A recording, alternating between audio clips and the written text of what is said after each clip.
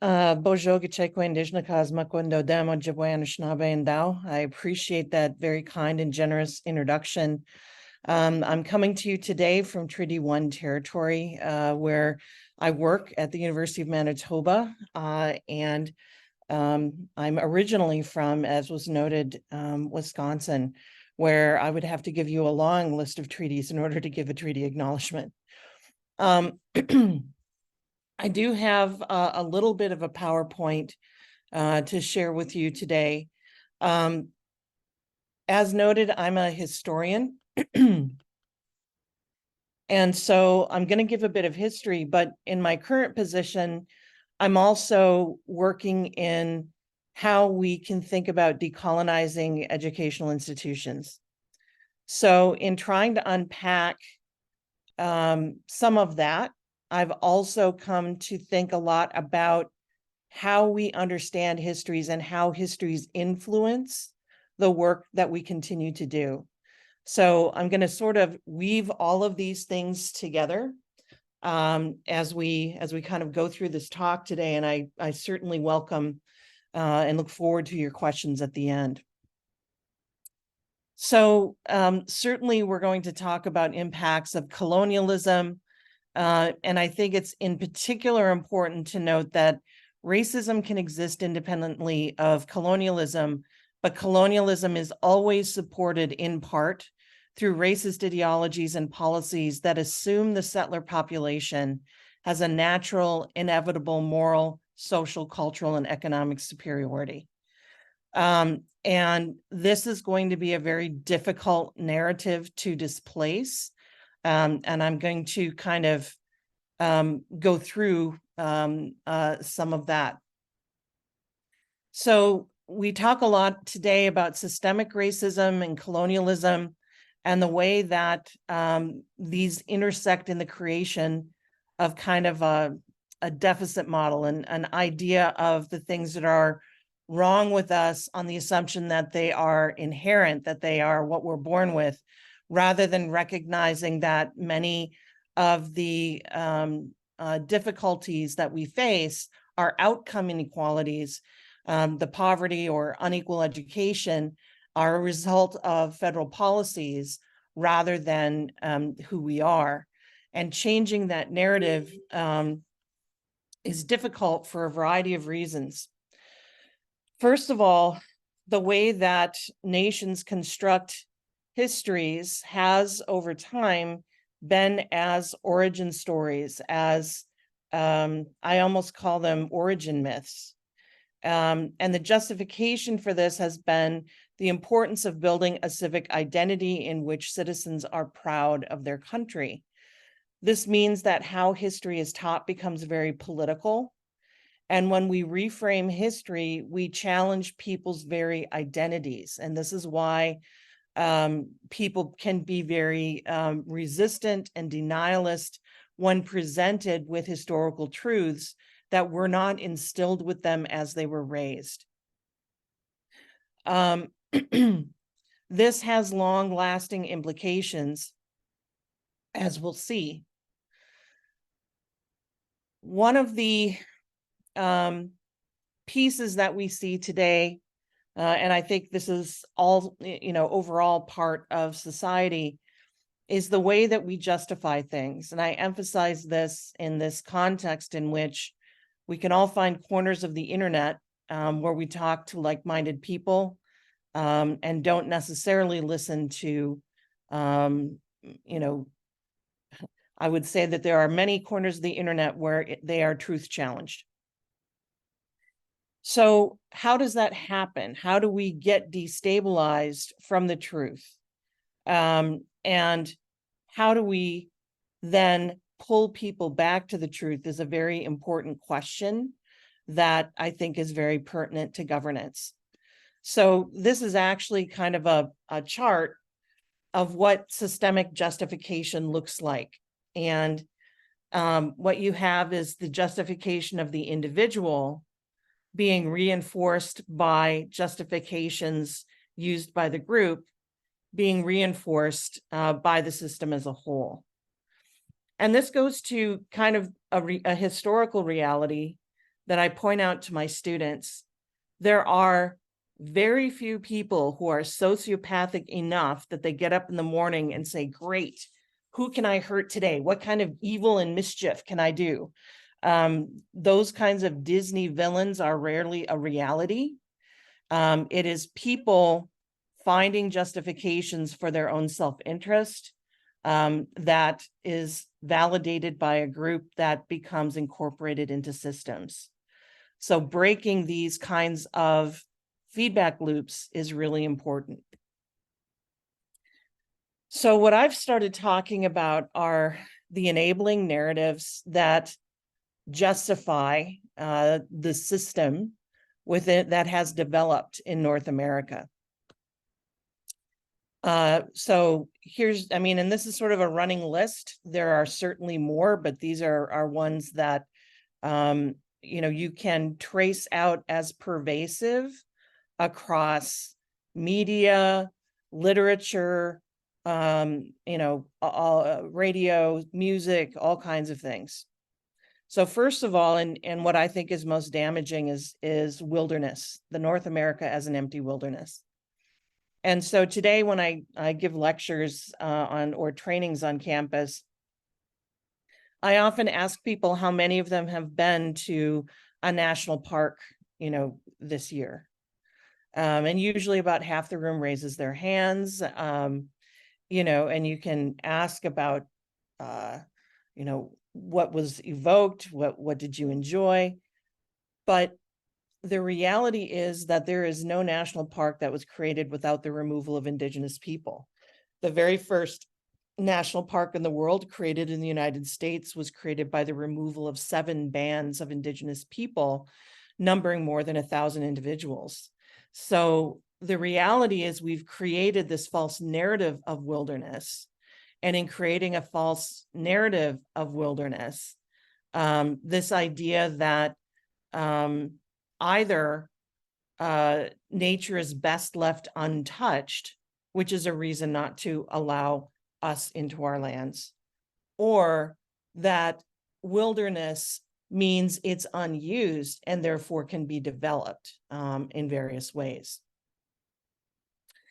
So there are other narratives, of course, that intersect with that.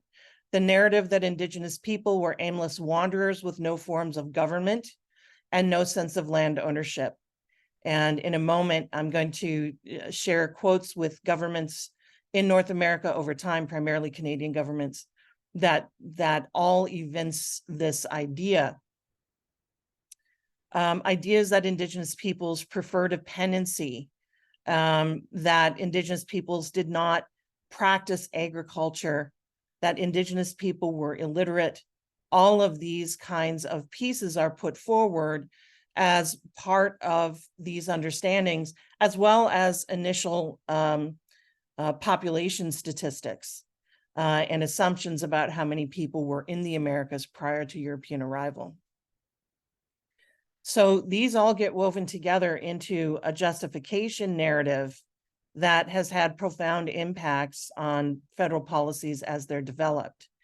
I'm not going to overly dwell on federal policies, but I think this is an important piece to understand as we seek to reestablish governance on Anishinaabe principles, and as we seek to engage with governments that are still laboring under some of these enabling narratives.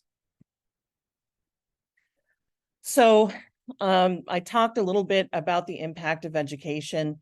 These are maps from school textbooks. And one of them is from a US textbook, one is from a Canadian textbook. The one from the US textbook is from 1750. The one from the Canadian textbook is Canada on the verge of confederation. The important thing about both of these maps is that they are before the majority of treaties are made in North America, and yet they already erase indigenous presence, polity, and governance simply by the way they were drawn. And presenting these to children profoundly changes the way that they think about North America, not as indigenous land, but as European or settler land. So, here's our kind of general perception of wilderness. We understand from an Anishinaabe perspective, first of all, the interconnectedness of all things, the importance of kinship, not only with human beings, but with all the beings in creation, and that those relationships are relationships of mutual obligation. And as we kind of move forward and talk about Anishinaabe land use and agriculture, and how that looks so profoundly different from what Europeans did, it's because it's grounded in this understanding of relationship and this understanding of being part of a system rather than placed over it. So it'll be no new information to all of you to understand what we did as Anishinaabe people over the seasons, but I think we haven't always framed it as this is our agriculture. And there's such an emphasis in the way that we have always been taught history, that we subsisted from the land, that, it was certainly not what Europeans would perceive of as bounty. But the reality of that is profoundly different. The other thing I want to note is the overemphasis on hunting in the historical record, largely because that's what was financially interesting to Europeans. So there is so much focus on Indigenous people as hunters without recognition of the agricultural production. And part of that is because much of this historical agricultural production was the work of women. And when we look at why women's councils were such an important part of our traditional governing systems, it's because of their economic strength as producers of the significant majority of the foods that we ate. And in talking about this production, and this is one of the tensions that we still have today, is can Indigenous people engage in harvesting activities for commercial gain? And there are some who want to say, well, of course, we allowed Indigenous people to continue to hunt, fish, and gather in the usual and accustomed places, as is the wording in some treaties, but that this was for subsistence and not for commercial sale. The historical record strongly contradicts this. And in fact, a careful reading of it really demonstrates that the fur trade would fall apart if it was not able to buy large amounts of produce from Indigenous peoples. Maple sugar is one of them. Maple sugar produced by Indigenous women was bought up by fur companies in the tens of thousands of pounds and shipped to the East, particularly in the early 19th century when abolition movements were on the rise. This became the preferred sugar of elite households engaged in the abolitionist movement. Métis commercial families would purchase the sugar from Indigenous families, had a process to whiten that sugar so it would look like normal cane. I shouldn't say normal, so that it would look like cane table sugar that was generally produced by slave labor, and meet that market demand. So, I had a graduate student that did a research project on the amount of commercial industry that Indigenous people engaged in around Sugarbush. And she's finding records of, 25,000 pounds of sugar being sent from one community in Upper Michigan each year. So before the forests are destroyed, when we have full access to our resources, we were engaged in a significant enterprise. I mentioned the fur trade. In fur trade journals, about a third of them are trades with women for food products. And there are also occasionally men who bring food products on behalf of women. When women come to the fur trade post with their food products, the fur traders immediately say, "Oh, your husband has a debt with us. Thank you for paying off part of his debt." And the women immediately say, "Whatever economic arrangement you have with my husband is his problem. If you would like my sugar or my rice, then you have to trade with me." And we know this because the fur traders were furious about it. These uppity women who didn't understand their place according to colonial society. And I think we're all in our communities across Canada recognizing today the amazing strength and role of Indigenous women in our governing systems and really looking to recover that. The other is that I wanted to note about Sugarbush is Sugarbush takes an enormous amount of tools. And so in terms of talking about the land itself and our footprint on the land, we practiced agriculture very differently from Europeans in that we did not terraform the land in order to grow specific crops in large amounts where we wanted to. Instead, we moved from one crop location to another crop location over the course of the year and what we would call kind of a seasonal round. And I talked to students today about this, like all of our elders who have properties in Phoenix or Florida and go south for the winter.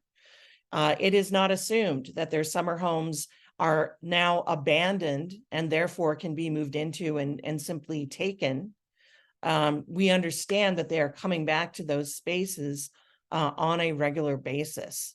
So we really have to be careful about the use of the word nomad and nomadism because of its associations with a kind of aimless wandering rather than a regular seasonal cyclical use of particular spaces and properties. So the image of the kind of shed over here made from branches and birch bark is the kind of shed that you would leave in Sugarbush with all of your containers for collecting sap, with the big kettles and so forth. And on this bark would have been etched the family clan symbols of the family that worked in that sugar bush. And so folks coming through might use the clearing to camp in, but they wouldn't disturb the belongings of the family that used it. And they certainly wouldn't engage in tapping those trees without connecting with members of that family. Most Anishinaabe communities had band ranges that would have been about 20 by 20 miles, within which all of the resources that they needed to engage in agricultural and hunting productivity would have been represented. And we would move through those areas as things came into season. Sometimes I call birch bark Anishinaabe plastic because we used it for so many different things, for our coverings of our lodges, for our canoes, for our containers and all of these different things. Women were also the harvesters of birch bark. They carried that bark from camp to camp. They built the lodges and therefore they owned the lodges. And there are numerous descriptions in the historical record of gentlemen coming home and finding their belongings on the front yard, and realizing that this was a particular statement from their wife that they either had just been divorced or had some significant negotiating to do to repair a relationship. There are various types of berries and other things that we would gather over the year. When I talk about, the sort of current practice of terraforming that's involved in agriculture, the blueberry, for example, requires a very sandy soil and a lot of sunlight. And that, sort of categorically means that the kind of tree canopy needed for sugarbush is not going to be conducive to growing your blueberries. Blueberries, the seeds themselves require high heat to germinate. And so it's one of the first plants that comes after a forest fire. But it's also one of the reasons that we engaged in controlled burns was to protect and encourage the growth of these kinds of fruits. The other thing to recognize is that as we are managing the availability of these fruits, we are not the only ones consuming them. We are also maintaining habitats in ways that further enhance the habitats of the wildlife on which we depend for hunting. So open meadows for herd animals like deer, elk, and moose, caribou, these kinds of things were also managed by controlled burns. Controlled burns were also used to manage dead and downed undergrowth near village camp sites to prevent, sort of catastrophic fires. So there's an enormous amount of tending the land around those kinds of concerns. Corn, of course, is something that a little bit more obviously is recognized by Europeans as agriculture.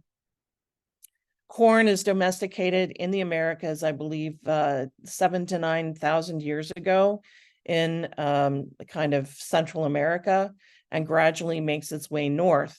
As it makes its way north, indigenous women are selecting seeds for larger ears, better tasting ears, for corn that will grow in dry climates and moist climates. And we end up with a proliferation of hundreds of different strains of corn. And so also this kind of very careful agricultural strain development and the degree to which communities such as the Iroquois still recognize certain women as seed carriers who have the responsibility to preserve heirloom strains that are used in their communities becomes really important. But when we grew our crops, we did not do single crop agriculture that Europeans do today. And Europeans certainly have learned about soil science and the importance of rotating crops in order to keep a nitrogen balance in the soil. And so we see often corn and soybeans rotated in the same large area. The image over here on the right is an image from an archaeological study of an area in Lower Michigan where Anishinaabe people had farmed extensively. And it's showing these raised garden beds. You have these little human figures in there for a sense of scale, how large this area is. But it's important to understand that these raised garden beds were used not for single crop agriculture, but for multiple crop agriculture. So you had the corn stalks that would be in the center.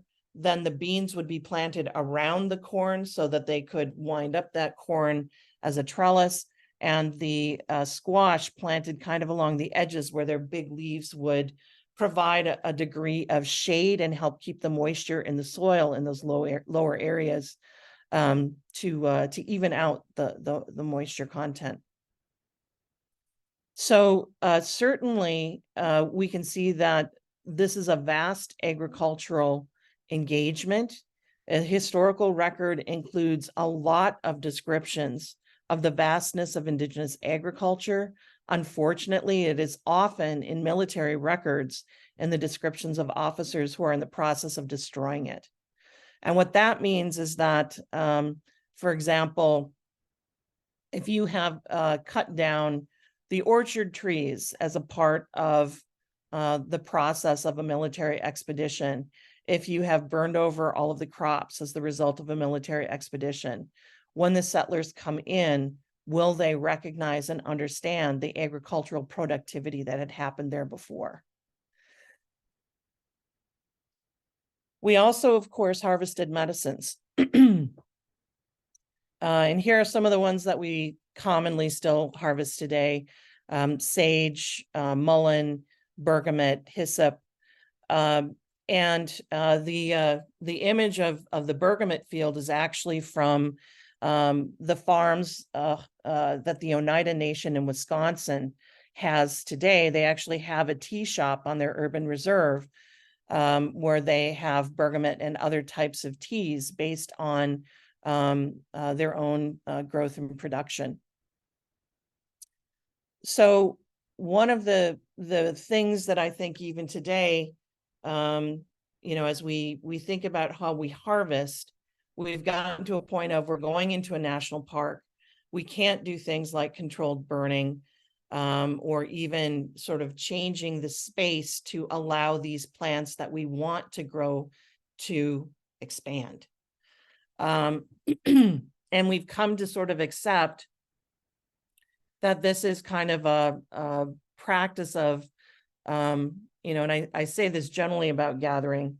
When folks refer to hunter-gatherers, it's not a good survival strategy to skip into the forest and say, I hope I find food today. We knew where it was. We went back to those spaces again and again, and we managed them to maintain those populations. In Wisconsin, when First Nations were removed to reserves, and in particular, the Anishinaabe were removed to reserves, they took seeds of the most important medicine plants with them and planted them around their homes. And there's a ethnobotanist for the Milwaukee Public Museum in the 1910s and 1920s, who goes around and observes this and documents it very clearly and talks about the degree to which the plants that Indigenous people felt were most important to their health and well-being, they made sure to take with them and to nurture in the new spaces they've been restricted to on reserve. Wild rice. Wild ricing was far more extensive historically than it is today, because as soon as you put an outboard motor in a wild rice lake, you destroy that lake for wild rice. And so building vacation homes, which naturally comes with water sports, you will disturb the delicate mud layer at the bottom of this lake that the rice needs in order to germinate. So I think today, when we look out at where the lakes are, where we can gather rice, it's rather limited. But historically, all through the boundary waters, all through the region, there were significant wild rice lakes. We used to bind the rice in order to protect it from fall birds as well as fall storms, and then go out and harvest it. Today, we don't bind anymore, in part because of the significant depopulation of birds. It just doesn't pose the same kind of risk to the harvest. There's a whole process for taking that raw green rice from the lake and parching it and preparing it for storage, threshing it in many ways to remove the hulls. And so, certainly there is a very detailed routine of this. And again, when we think about what would it have been like, this lake would have in the 19th century in this sort of September time of year, had camps of families all along it, engaging in this. And there also would have been a lot of social networking and all kinds of things engaged in harvesting wild rice. One of the stories is that young ladies would make, brand new never danced in moccasins to present to a young man that they had an eye on and ask him to dance their family's rice. Because you didn't want someone my age and heaviness to be dancing that rice. You didn't want to turn the rice into flour. You wanted a young person to do it. And that was one way that the youth could kind of connect through these harvests. This is a map from an actual missionary's diary in 1830, 34, 35. I'm looking for the date and don't see it. And this is from Fond du Lac First Nation community, which is near Duluth, Minnesota. And in this, you can see you have this huge river. The community is using the river not only as a fire break for where they have their primary village, but also as a microclimate to support their agriculture. Microclimates are created by bodies of water, and they tend to keep the land alongside that water more temperate. In other words, give it more frost-free days, which extends the growing season. There's also a section here that's marked as prairie. I've often wondered if that is how a European would see an area in which all those beautiful medicine plants are growing with their beautiful flowers and appearance, that might be called prairie. So you also up here notes that there are rapids. That would have been a very important fishery during the different spawns that happened from the smelt spawns in February all the way through the different fish over the course of the year, of the summer months. It identifies as well the fur trade posts. It identifies the elm, birch, and maple. And these are some of the very primary trees that Anishinaabe people were nurturing. We looked at the use of the birch and the maple. Elm was also occasionally used as a covering for lodges. So this particular missionary coming into this situation in the 1830s asked permission of the fur traders if he could build his mission house, asked permission of the U.S. Indian agent if he could build his house, asked permission of his missionary company if he could build his house. But it never occurred to him to ask the indigenous community who had sovereignty in this jurisdiction, who had no treaties at this point, whether he could build his house. And so he just humped off into this woods and started cutting down random trees. And this very quickly brought a response from the community and a demand for engagement with their governance regarding permission to use trees, regarding which trees he would be allowed to use, and regarding whether he had permission to build a home there in the first place. So our communities were absolutely asserting these jurisdictions, but European notions of wilderness, European notions of decentered indigenous peoples with who they perceived of as lacking legitimate governments, plays into these attitudes then and plays into these attitudes today.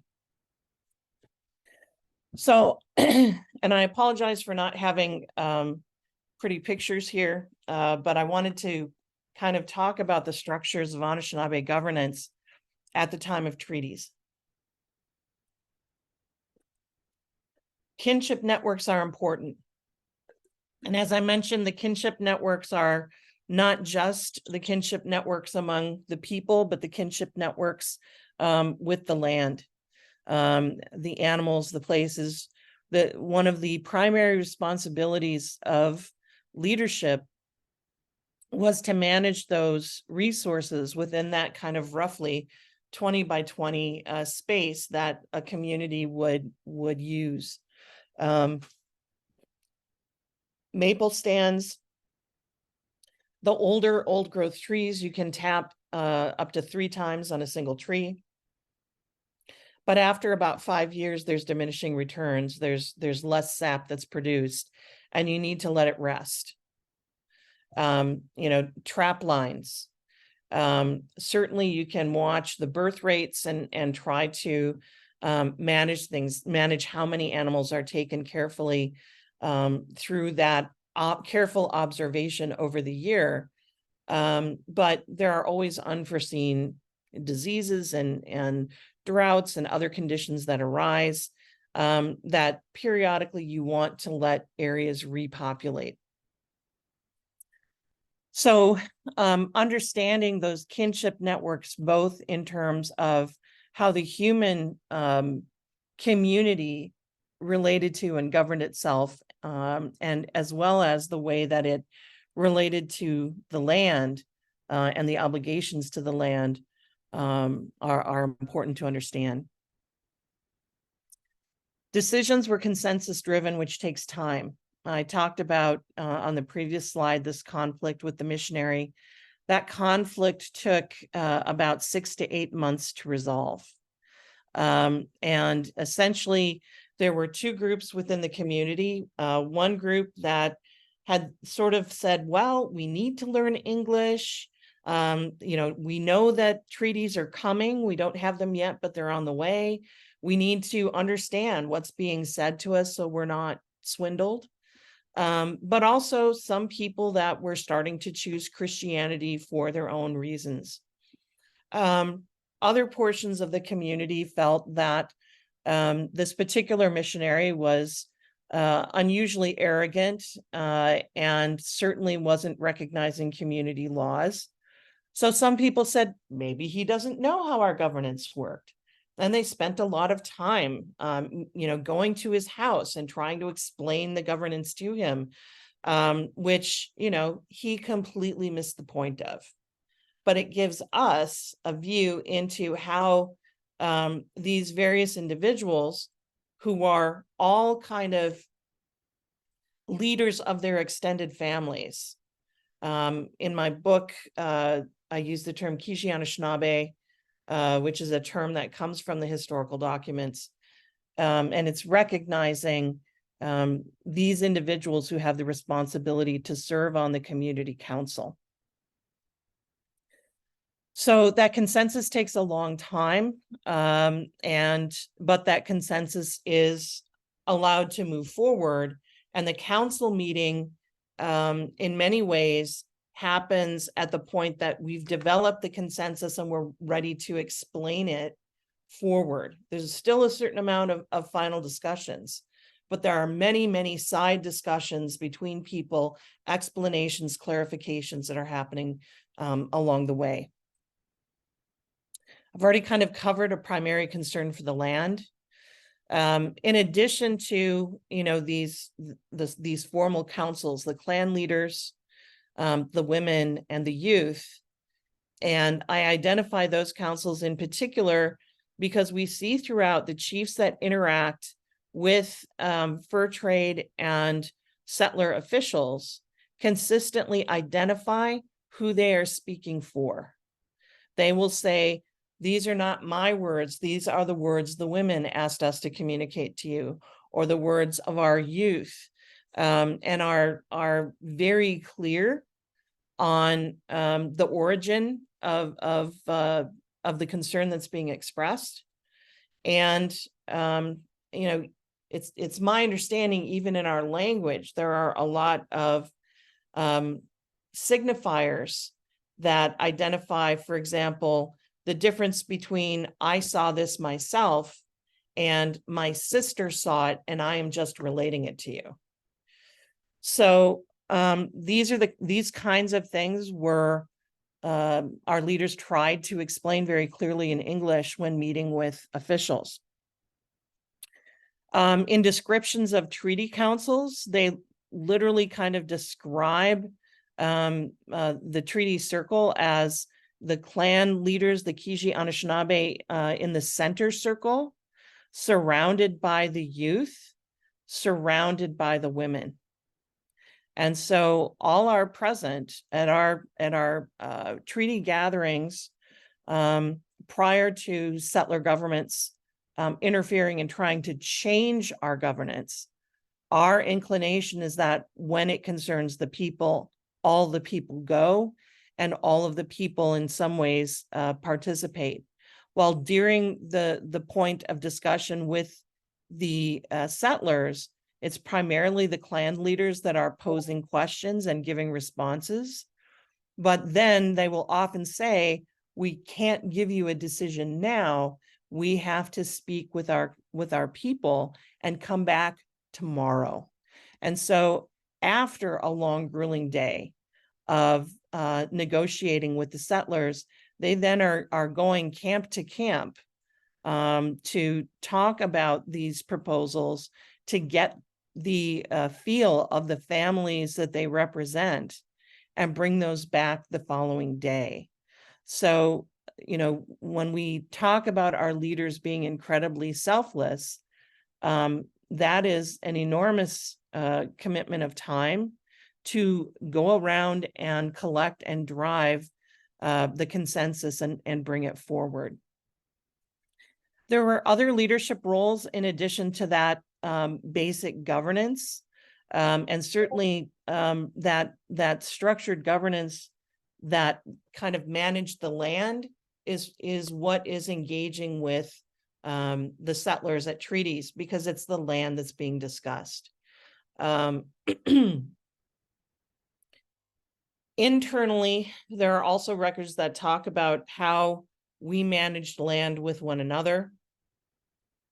For example, as people got displaced further to the east, those of us over here in the west would have families come to us and say, hey, my cousins are living amongst you. We would like to ask permission to live amongst this band. And at that point, then these clan leaders would come together, they would discuss their resources, and they would discuss what resources, what trap lines, what sugar bush this family would take up responsibility for. There are examples where a family who makes such a request only has very small children, a single mom with very small children, and the council then asks for volunteers among the young men to teach those boys to hunt and to help them with the kinds of things that they didn't have members of their own family to do. In some ways, when you overall look at the diplomatic interactions around the Great Lakes, it's as though the most fundamental right that is understood is the right to eat. And I think that's inherent in the Dish with One Spoon Treaty, which we'll talk about in a moment, but also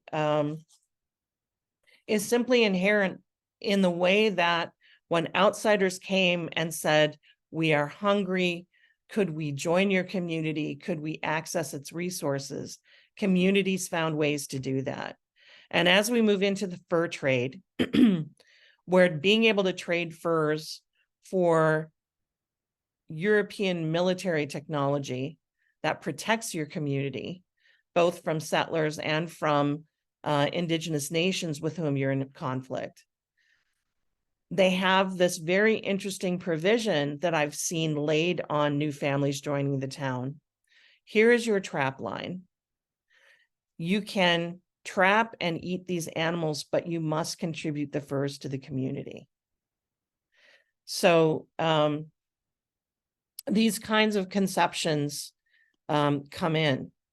What happened with our fur trader, our missionary, by the way, who wanted to build his house and hadn't asked permission, is as the community tried to explain indigenous land use and the community's relationship with the land, which in turn means that they don't own it per se, but they belong to it and it belongs to them. They basically explained to the missionary that he can lease the land in exchange for gifts, appropriate reciprocity. The missionary doesn't fully comply with those terms and is asked to leave within a few years. So I've talked about the amounts of our surplus. These are indigenous trade routes in North America. I've actually, unfortunately, heard, even some professors say silly things like Europeans introduced trade to indigenous people. And that could not be farther from the truth. And we know this very clearly in archaeological records. Kevin Brownlee, who was the archaeologist at the Manitoba Museum and one of the few Indigenous museum archaeologists in the country, documented that pottery with Kinawa DNA found in the Interlake region was genetically identical to Kinawa that was found in archaeological digs in Ohio. So these trade routes pre-contact were hugely used by Indigenous people. So the Americas were not empty, were not a wilderness, and Indigenous people engaged in a vast amount of agricultural production on lands that their communities managed. So what is it that is framing the perspective of settlers as they come here and as they make law? That's a whole separate lecture that I've done a number of times on my campus, pulling this way back historically. The Crusades set up a framework within which non-Christian governments are perceived as not legitimate and open to be attacked and claimed by Christian kings. But as we move beyond that into social contract theory, which leads into the constitutional type governments that we have today, whether we look at the type of constitution the US has or the more parliamentary constitution of Canada, these theorists are forming a lot of the underlying understanding for those governments. And their perception is that governments are created when people who are wandering aimlessly, stealing from one another, decide to come together and create rules for mutual protection against other people who are aimlessly wandering and stealing from one another. So Thomas Hobbes, who's one of the first social contract theorists, describes that before there were governments, humans lived in a state of nature, which is a war against all, in which human beings seek to destroy each other in an incessant pursuit of power. Life in the state of nature is nasty, brutish, and short. And goes on to say, there are many places where man lives so now, for the savage people in many places of America have no government at all and live in this day in this brutish manner. This is not someone that ever came to the Americas, but his ideas are profoundly important for people who did. And these assumptions, as Europe is trying to grapple with understanding a continent they didn't know existed, that was not mentioned in any of their religious texts, it comes, all of these different wild theories are thrown out. Oh, this must be Eden. Therefore, it's the Garden of Eden. Therefore, it's pre-civilization. This is, so the social contract theorists take this to, no, human beings just live in a state of nature until they form civilized society. And we can use the Americas as an example of that, even though I've never been there. So this gets taken forward and kind of adapted into what gets termed the Indian problem by North American governments.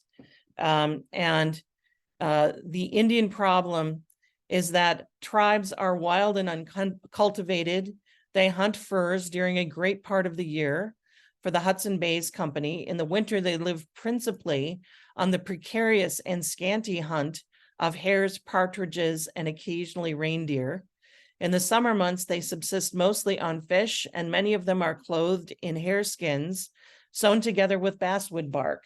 It can scarcely be said that those tribes who resort annually to the borders of Lake Huron have any fixed place of residence, for though many of them endeavor to cultivate small patches of corn and potatoes, still hunger, calling them from their little gardens in search of food, they seldom remain for more than 2 or 3 weeks in the same encampment. This is from the British Parliamentary Papers, Volume 12, correspondence returns and other papers relating to Canada and the Indian problem therein, 1839. Now, I find this very difficult to square with historical reality. Indigenous nations had been engaged in significant trade and were absolutely, through that, acquiring fabrics and different clothing options, needle and thread. The clothing that we wore in this time period is very sophisticated. And when we look at, in the United States, this is a period that would have been during removal. And while removal is often associated with tribes in the South, it also happened to those remaining peoples of the North.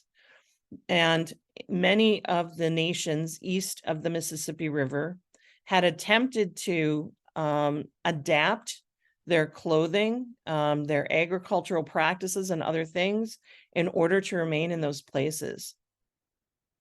So this depiction of Indigenous people as entirely hunting, as entirely dressed in furs, is fantasy in this period. And not only that, but they seldom remain for more than 2 or 3 weeks in the same encampments. Yes, that's very true, because we're managing the resources of the land where the land produces them, rather than trying to terraform the land and create a fixed location the way that Europeans do, and that served us exceptionally well.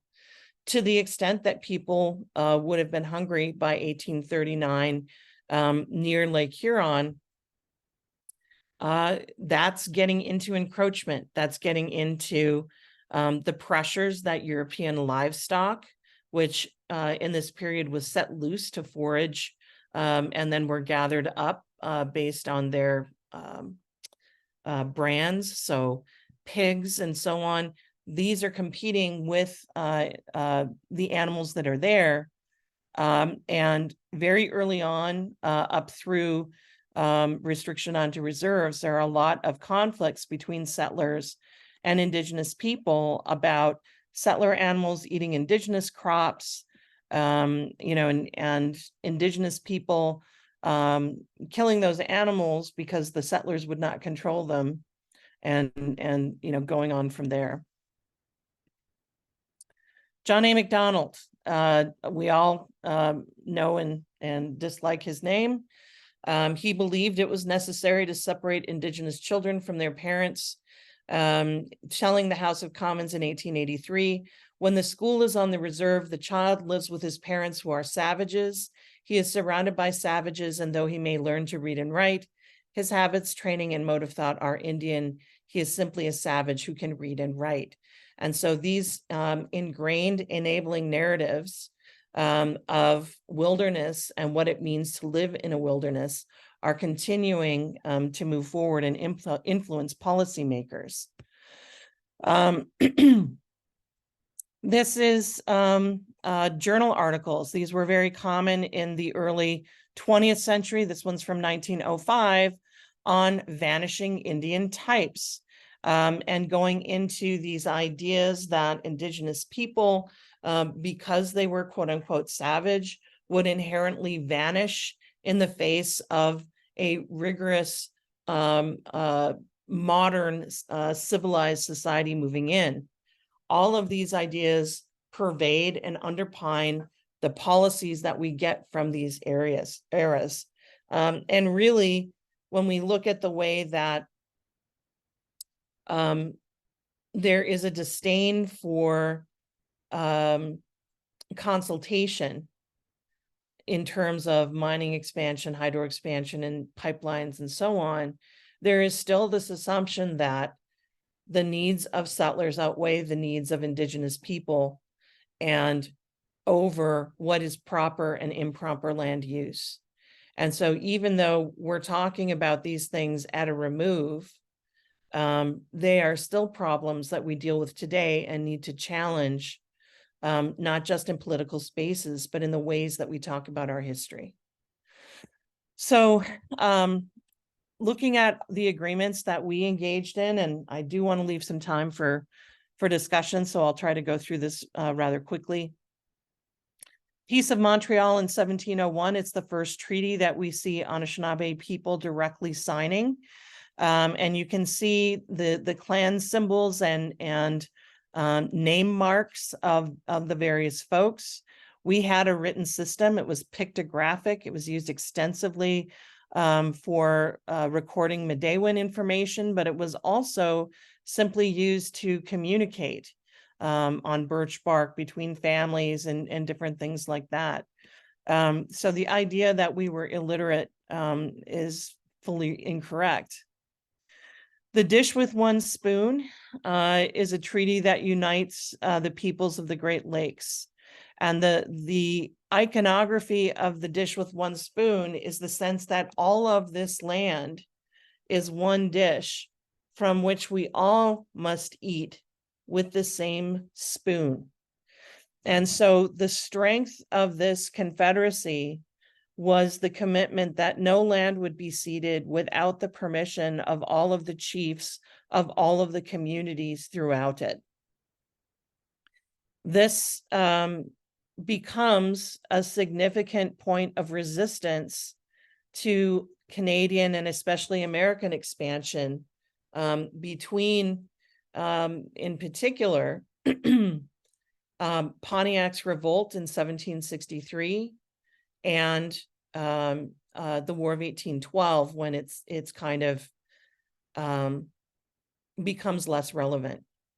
But the Dish with One Spoon is still evoked at the Treaty of Prairie du Chien in 1825, where the United States government tries to negotiate with various nations in to the west of Lake Michigan and south of Lake Superior, a peace pact, essentially.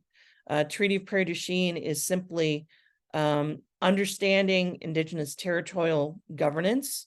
So you literally have the bands identifying the areas that each one uses, which the government then uses to create small piecemeal treaties. But that's the last one where chiefs in their speeches evoke the dish with one spoon and that all eat from the same dish. Royal Proclamation, of course, recognizing our hunting grounds. I mentioned Pontiac's revolt.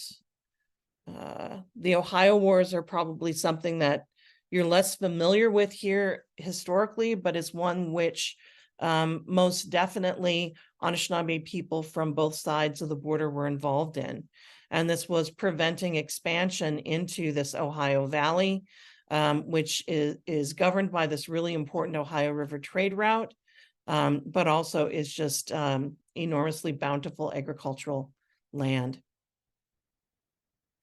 Jay's Treaty of 1794 sought to confirm the boundary between the US and Canada, but recognizes Indigenous people along those boundaries as basically joint citizens.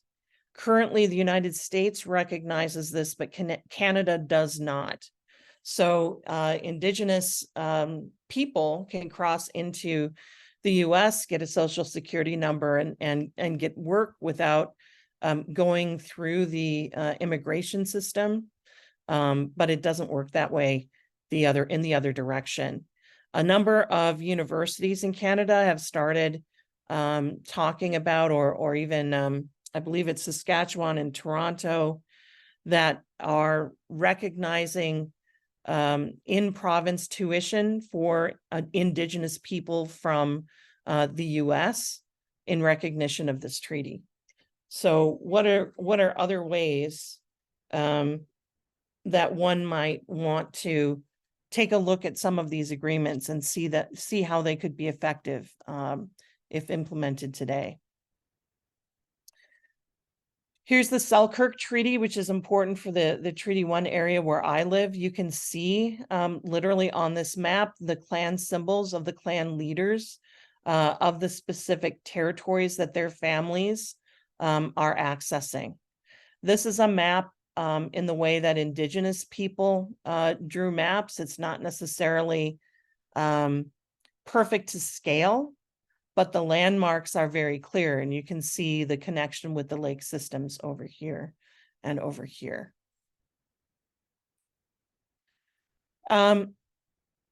Mixed blood script, which is something we usually talk about in connection with Métis people, first appears in Anishinaabe treaties in 1837 in the US.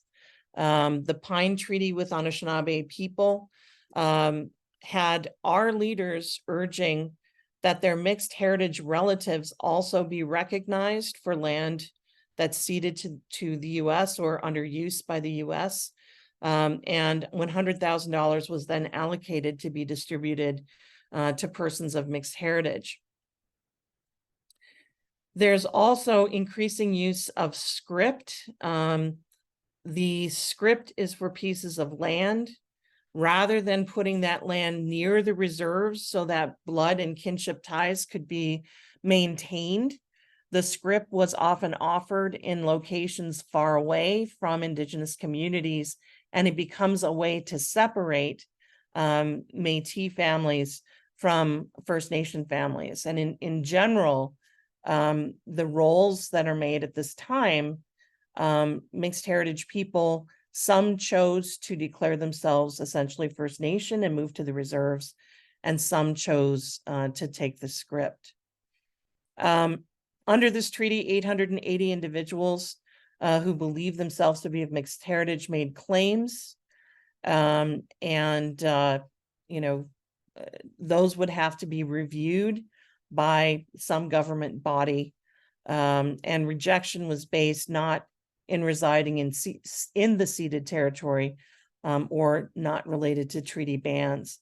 One of the big chunks of land that is put forward as script land is mineral-rich lands in northern Wisconsin that were useless for farming, on the assumption that then these individuals could very quickly be persuaded to sell those lands and so that they could be opened up for mining. The Michipicoten War is also, this is on the Canadian side, and it's another sort of snapshot of this early relationship between First Nations and Métis and the ways that the government sought to create barriers to that. And when we look at, I mentioned the Treaty of 1837 in the US, there's another in 1842. The 1842 treaty is sometimes referred to as the Copper Treaty, and it's along the whole south shore of Lake Superior. In that treaty, Anishinaabe people are compensated for the transfer of mineral rights, but do not sell the land. Now, even though there is an international border, both sides seem to assume that our leaders are not communicating with one another across that border. But we absolutely are continuing to do diplomatic traveling. Michilimackinac is where the Indian agent for the US was. This is not far from Drummond Island, and similar down at Detroit and Malden. So chiefs would frequently go to both of those locations, talk with both governments, and felt them as you would as an independent government. So there's no question that our leaders north of the lakes knew about the treaty south of the lakes, knew about the provisions to compensate Indigenous people for these mining rights. So when Canada West bought the North Shore of Lake Superior, they began issuing licenses for mineral exploration in 1845 and 1846 before any treaties were made in that region. So Chief Shingwakontz confronts the surveyors, stating the proclamation of 1763 and the Treaty of Niagara required the government to negotiate with Indigenous communities for mineral extraction. The company goes ahead with construction of the mine in 1848. So Shingwakontz, Nebinagaching, Minnesawinin go to Montreal with a petition to complain to Lord Elgin. This does not help. And while they're away, Chief Podesha of Fort William also tells the miners to cease and desist. The following year, Shingwakon's Nebunagaching and Ashwano lead several hundred Anishinaabe and Métis warriors to Mica Bay and tell the miners to close the mine. There is no violence. The miners close the mine and leave. But this peaceful event is reported in Eastern newspapers as an Indian massacre. So the result is, of course, Ottawa sends a battalion to establish order. That battalion gets to Mica Bay and finds that not only is the mine closed and locked, that there is no vandalism, that none of the machinery has been stolen. Even though there's no sign of violence and no sign of theft, Shingwakon's and Nebunagaching are arrested and held essentially hostage until the treaty is signed. And this is a part of the history of the Robinson-Huron Treaty. And it's, one of the only treaties that has an escalator clause that includes increased annuities as the price of minerals increases. I think this is in part from, being able to talk with their leaders south of the lake who do not have an escalator clause, and we're already recognizing the problem with that. So what is the response of the Canadian government? 1851, the first act to define who is an Indian. 1853, an act that made it illegal for non-First Nations people to encourage Indigenous resistance.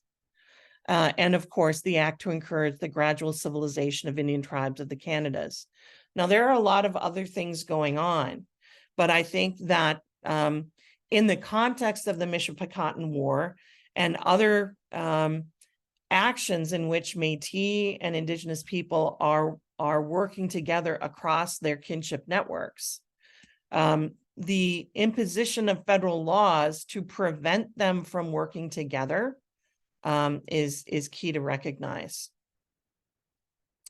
So I'm going to kind of leave it there and stop sharing. I've talked about kind of what communities expected their leaders to have responsibility for, which is the land. I've talked about the different kinds of councils, and I've talked about the prejudices of Europeans and how that impacted the agreements that they made with us.